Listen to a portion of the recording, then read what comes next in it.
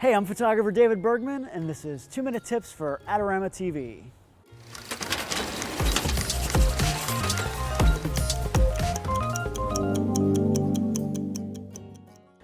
Today's tip is about shooting with prime lenses. A prime lens is a lens that doesn't zoom. So while you might have a zoom lens that you can shoot anywhere from, say, 24 millimeters all the way to 300 millimeters, a prime will only let you shoot at one focal length and that's it. Something like 35, 50, or 85 millimeters. So why would you possibly buy a lens that only shoots at one focal length? Well, I use them for a few different reasons. The first one is that you'll notice they're really light and small, usually much smaller than the corresponding zoom lenses.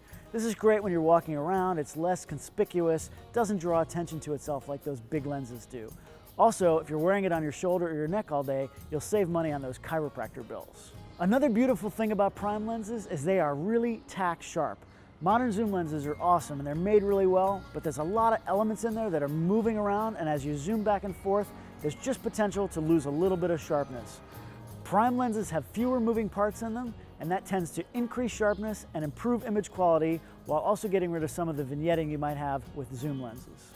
Something else about zoom lenses, they tend to make you lazy. Once you start shooting with a prime lens, you realize that if you want to get closer to your subject, you actually have to get off your butt and get closer to them. This really forces you to see the world in a new way, and you get used to a certain focal length, and you actually start composing images in your head before you even pick up the lens. This really helps develop your photographic eye and it'll make you a better photographer. But now let's get down to the nitty-gritty of the main reason why I use prime lenses, the big apertures. Most prime lenses allow you to shoot at a much bigger aperture wide open than the corresponding zoom lens. A zoom might be 2.8 f4, maybe even 5.6 at its maximum aperture, whereas primes you can buy as big as 1.2. That's an insanely big aperture. If you're in a low light situation, that'll allow a lot more light into the camera, and you can shoot at lower ISOs and faster shutter speeds to capture what you want. The best part is that these big apertures you can shoot with a really shallow depth of field. This gives your images a beautiful look and throws your background way out of focus. You've got to be careful, especially with a wide-angle lens. Just make sure you get up closer to your subject to maximize the effect. You won't notice it as much if you back up, but once you get up close, you'll really see the difference from the foreground to the background.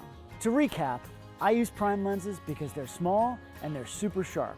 Don't forget to compose carefully and use those large apertures to let in more light and give your images a nice, beautiful, shallow depth of field.